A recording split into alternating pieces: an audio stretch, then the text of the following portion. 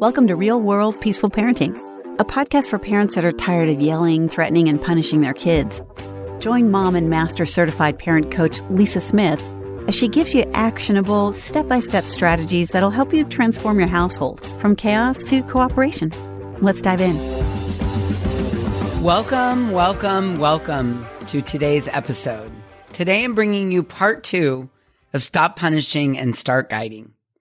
Did you love last week's episode? Oh, I got amazing feedback from you all about the episode. And as you know, in part 1, we laid the groundwork. We talked about guiding our kids into learning rather than punishing into obedience. I love this topic. I love it.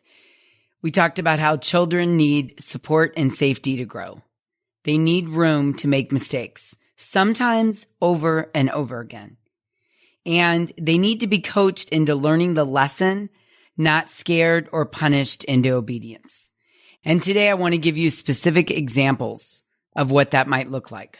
I could give you tons and tons and tons of examples on how to set limits rather than punish. But I want you to hear this. It's not that I'm going to tell you the exact way to set the limit for your family. Rather, setting limits is a philosophy and an approach. It's a way of thinking about your kids' mistakes, and it's a way of guiding and teaching the lesson rather than scaring into obedience. It's an approach and a commitment. And let me say, of course, our kids need rules and limits. This is never about becoming a permissive parent because rules and limits help your kids feel loved and know what is expected of them. It allows them to be successful. What I want you to hear is the need to acknowledge your kids' perspective. When kids feel seen, heard, and valued, they're more able and more likely to accept the limits that we're setting. And setting limits is the process of supporting and teaching your kids while being clear with the request and letting your child know the limits. Let me say that again. It's the process of supporting and teaching your kid while being clear with the request and letting your kid know the limits. If possible, I want you to think about tools like giving a choice or redirecting. It's about what the child can do to meet their needs and solve the problem. And limits are based in a basic understanding of developmentally appropriate expectations of your child, their temperament, and your family values. Said another way, when we set a limit, we want to take into account appropriate expectations of their age, their temperament, and your family values. When my clients set limits, I encourage them to think about tools like giving choices, right? That might look like, hey, there's no throwing the ball in the house. You can take the ball outside or you can throw a stuffed animal in the house, right? Choices. The choice might be you can brush your teeth now or you can brush your teeth in 5 minutes. Giving them a choice while knowing that tonight is a night that we need to brush the teeth and we need to get it done. But I can give you a choice as to when you do it. And as your kids get older, you can move into the if-then choices, as I call them. If you choose to do this, then this will happen. Or if you choose to do this, then this won't happen, right? And choose is the important word there. You say to your child, if you choose to do this, you're putting the choice in their hands. You're letting them know up front, and you've set the limit, right? So examples might be, you can't have your phone in your room while you're sleeping. You can charge your phone in the kitchen or in my bedroom. You get to choose. Another example might be, let's say you've talked about an app like maybe Snapchat or Instagram, and you've told your child you don't think that they're ready to have the app. You're not ready for them to have it yet. Or maybe you're not ready for them to have a subscription on TikTok, let's say, right? So then you set a limit by telling them, hey, if you choose to download that app that we talked about not using, then you will have to take a break from your phone for a week. All the choices are in their hands. If they choose to download that app, if they choose to disregard what you've said, if they choose to download that app, then they will have to take a break from their phone for a week. You're letting them know up front and they get to choose. Another example might be if you choose to come home after curfew, then you won't be able to go out next weekend, right? You're setting limits by giving them a choice. You're also setting the limit up front when you're calm and regulated, and you're communicating it to them at a time when they're calm and regulated. Another tool you might use with setting limits is to redirect. And this works especially well when you have little kids, right? So you might say, hey, remember, we don't bite in this family. I understand that you're very, very, very mad at your brother, but use your words instead of biting, right? You're redirecting them away from the action. Another example might be, it looks like you wanted your sister to move, so you pushed her. No pushing, that hurts. Instead, use your words and tell her to move, please. That's redirecting. Another example might be, I can see that you're full of energy right now. Let's go outside and play, right? You're just redirecting your little one by setting limits. You're redirecting them to do something else that works for them and works for you at the same time. And the third mistake I really like to work with is repairing after a big mistake. Repair and recovery. And, let's say something's happened and you might ask your child afterwards, hey, how can we make this right? How can we make restitution for the mistake? And you take time to sit down, think about it, and discuss it together. Let's say one of your kids has hit the other kid or broke one of their toys. You might sit down together and say, hey, the toy is broken and we can't fix it, but we can make it right. What can we do? And maybe your little one decides to either sincerely go apologize or draw a picture or write a note saying how sorry they are that they did that, right? That's a great way to make a repair. Let's say your child has gotten in trouble at school. Maybe you have a 10-year-old that's gotten in trouble at school and you decide to sit down and repair after a big mistake and you have a conversation about it. You say, hey, how can we fix this? And the two of you decide that your child is going to go into the classroom and apologize to the teacher, or maybe write a note to the other child that he or she hurt, or maybe write a note to the teacher letting him know they understand their mistake and they're not going to do it again, right? You can focus on repair and restitution of the mistake. And oftentimes this makes a very strong impression on your child and helps them feel like they've asked for forgiveness and brought the situation full circle. And then they can move on from there and move forward. So the tools of choices, redirect, and repair are used with the intention of finding win-win solutions for both parties involved. And setting limits gives a voice to your child and his feelings and needs. And as we talked about last week, and I want you to remember, setting limits is upfront. It's not waiting until the mistake has happened. It's setting the limits upfront. The limits are based on your values. You're often giving your child choices, and it's the beginning of the conversation, not the end. Oftentimes in my family, when we've set a limit with our son, after a while, he'll come back and want to have a conversation about it. Hey, that's not working for me. I'd like to try this instead. Or what do you think about this? Or could we change it to that? And it's really taught all of us how to have conversations around setting limits. And it also helps us once we agree to the limit, because everybody's had a say, it's much easier to follow the limit and understand the consequences of not following the limit. The benefit of setting limits is that you're setting them when you're in your higher brain, when you're regulated, and you're communicating it to your child when he or she or they are regulated. Another advantage is it turns on the internal compass, which is ultimately what we're going for here, right? Ultimately, we want our kids to do the right thing because it's the right thing to do, not because they fear getting caught. And setting limits allows the strong-willed child to feel in control. Lastly, let me say setting limits also releases you from the expectation that we don't always have to have the right answer when things go wrong. It allows you to circle back around to the conversation. Even if you set a limit that you realize is sort of too strenuous or isn't reasonable or you went too far, you can always circle back around to the conversation and set the limit because it's the beginning of the conversation, not the end. And setting the limit from a calm place, from a regulated state, has honestly been the biggest game changer for me in my parenting, bar none. It has been the tool that has allowed me to make the most progress down the path of peaceful parenting, setting the limit from a place of calm while I'm regulated. It is my most useful, productive, helpful tool that I've ever brought into my parenting, ever. And I want this for you too. So let me illustrate this for you with an example from a family that I work with who recently set a limit on a really important day.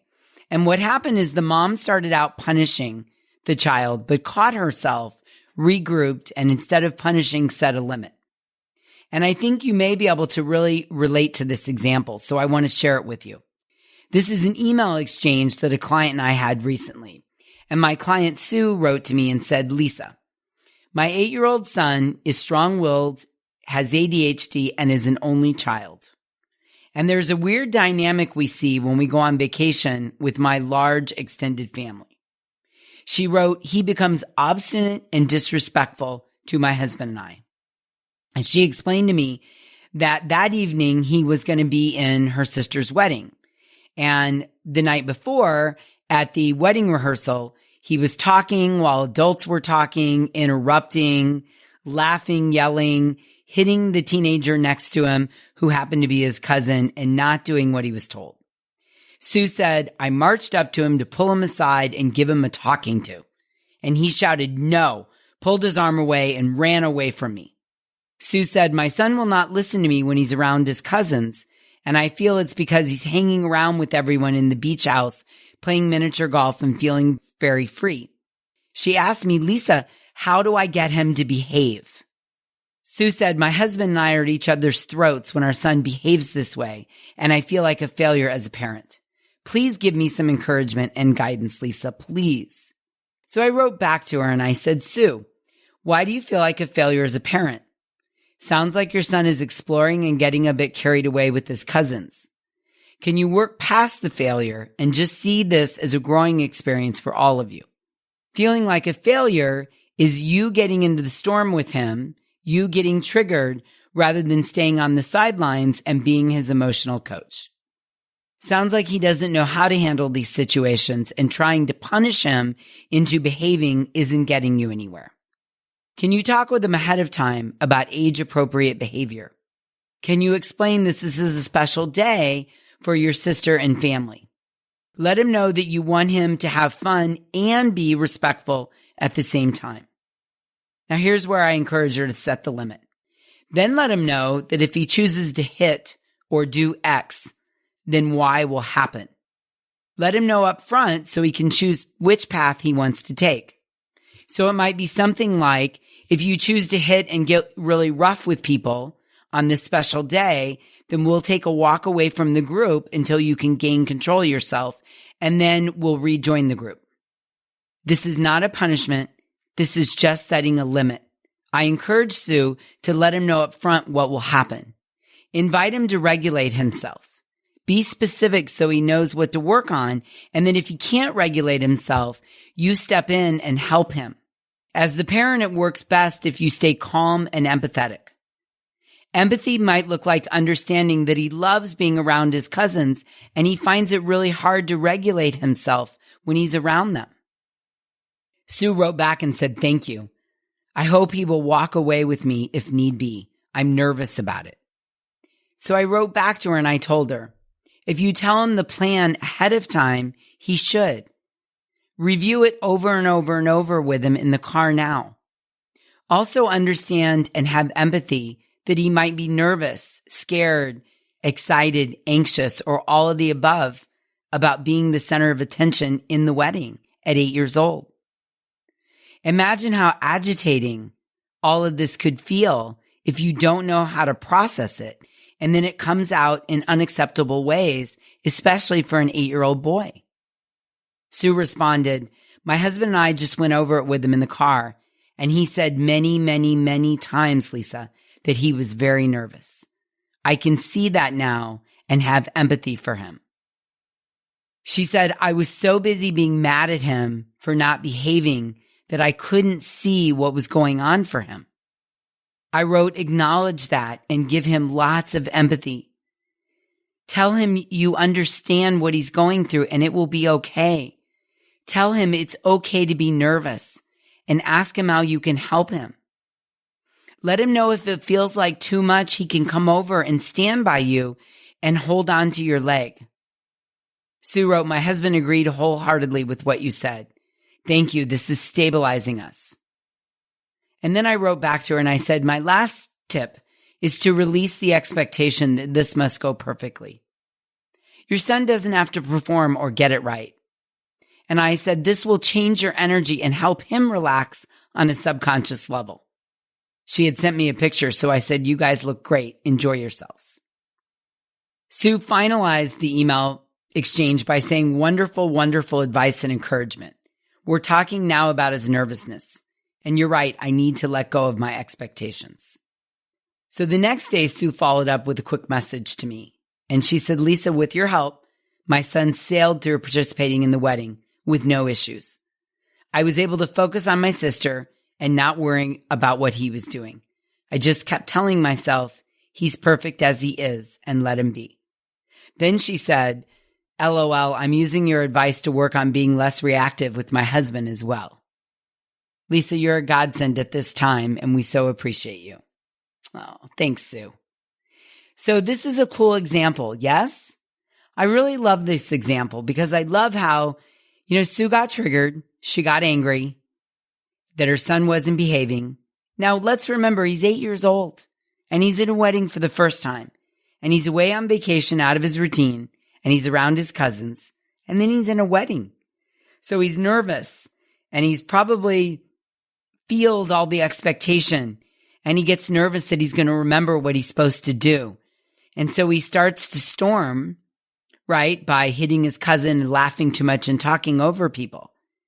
And when she tried to punish him into being obedient, he stormed even more. And then when she started talking to him about his feelings and needs, he was able to regulate himself. "Yes, Mom, I'm nervous. I'm nervous." And then she was able to set a limit.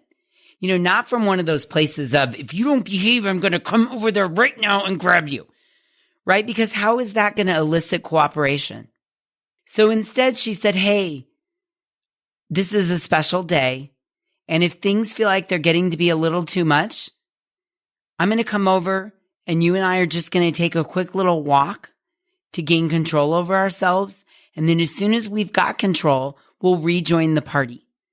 It's not like, "Hey, if you can't behave, we're going back to our hotel room or we're going to leave the wedding," right? Because that's not going to regulate this little boy. That's just going to amp it up even more. She's just calmly setting the limit by letting him know up front, "Hey, if things get a little out of hand or I see you hitting your cousins or struggling, we're just going to take a little walk until you gain control of yourself. And no big deal. As soon as you gain control of yourself, we'll just rejoin the party. I want you to have fun and be respectful because we're at a wedding with a whole bunch of adults," right? So she could say to him, "If you choose to hit and get really rough with people, then we'll take a walk away from the group. And as soon as you gain control of yourself, we'll rejoin the group." That is setting a limit from a place of empathy and understanding. That is helping everybody get their needs met. I need you to be respectful and not be wild. And if it gets that way for you, the action plan is, if then we're just going to walk away.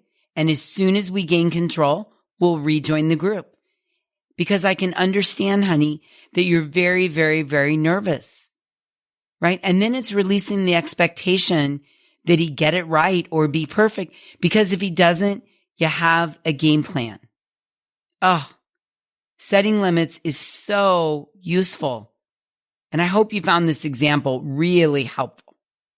Okay, let's recap. Setting limits are not demands, as you saw in that example. They're not demands coming from an expectation of complete obedience. Rather, a process of teaching and supporting. And setting limits gives a voice to your child and his or her feelings and needs. And setting limits are upfront, values-based, you give choices, and it's the beginning of a conversation, not the end. And in the example with Sue, by practicing it and talking about it ahead of time, she was able to really draw out and understand how nervous her 8-year-old son really was, and then support him with understanding and empathy through that. Which is why it's important to understand that setting limits are the beginning of the conversation. It's the beginning of everybody working to understand their feelings and needs and setting the limit so that behaviors that come from our values can be followed, right? When your child does something wrong, makes a mistake, or storms, what is the goal? Well, number one, it's to help them not do it again, right? If they spilled milk or missed curfew or downloaded that app or got up in the middle of the night to get on their iPad or hit their brother or broke their sister's toy or threw a ball in the house, the goal is to, number one, help them not do it again. Number two, it's to teach them right from wrong while guiding them around your values. And here's the truth. We can't make another human being do what we want them to do. We can only help them want to. Loving guidance and empathetic limits help your child want to follow your guidance. So good habits become a part of who he or she or they are, whether you're there or not. Rather than scaring or punishing into obedience and teaching them to avoid getting caught. If we look back to the example I shared with you about Sue and her 8-year-old son, punishing versus setting limits, right? The punishing was going over and grabbing him by the arm and yanking him away to have a good talking with him, right? That was scaring or punishing him into obedience.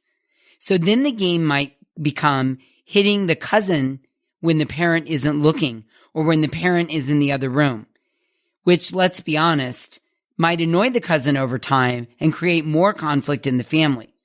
But more importantly, it's scaring or punishing the 8-year-old into obedience, and oftentimes it then becomes a game of not getting caught. When she set the limit and took the time to understand that he was nervous and took the time to understand that he was storming from a place of nervousness and really understood that and really worked with them and then set the limit of, hey, it's not a problem. But if you get a little rough and things feel like they're getting out of hand, we're just going to take a little walk until you regulate yourself and come back. That helps the child want to follow the guidance. Oh, so good, right? Oh, I just love it. I love it. I love it. And I want it for you. I want it for you and I want it for your kids. It's important. It creates connection that leads to cooperation. And I'm going to share this quote again because I think Alfie Cohen says it so well. If your kids feel safe, they can take risk, ask questions, make mistakes, learn to trust, share their feelings, and grow. Oh, thank you, Alfie, for that insight. So good. And I want this. I want this for you, and I want this for your kids. And I want to just say, you can do this. You've got this. It takes commitment and practice. It takes understanding progress, not perfection. And then it just takes setting your intention to dig in. Oh, all right. I hope you found this super helpful. And I'd love to hear some feedback on how it's going for you. So jump over to our Instagram page at _peaceful_parent and share your success stories with me. Send me a DM. I'm dying to hear from you. All right. Until we meet again, I'm wishing you Peaceful Parenting. Thank you so much for listening today. I want to personally invite you to head over to thepeacefulparent.com/welcome and sign up for my free Peaceful Parenting mini course. You'll find everything you need to get started on the path to peaceful parenting just waiting for you over there at www.thepeacefulparent.com/welcome. Can't wait for you to get started. Thanks for listening to Real World Peaceful Parenting. If you want more info on how you can transform your parenting, visit thepeacefulparent.com. See you soon.